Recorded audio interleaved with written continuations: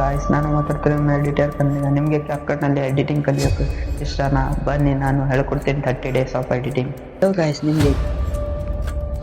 Hello guys, ನಾನು ಮಾತಾಡ್ತಿರೋ editor Kannada.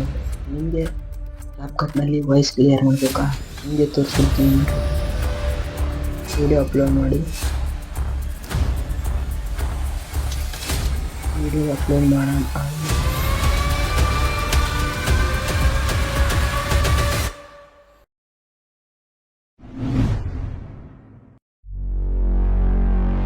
ಐಸೋಲೇಟಿಕ್ voice ನಲ್ಲಿ ಹೋಗಿ ಇಲ್ಲಿ ಕೀಪ್ ವಾಯ್ಸ್ ನ ಕ್ಲಿಕ್ ಮಾಡಿ.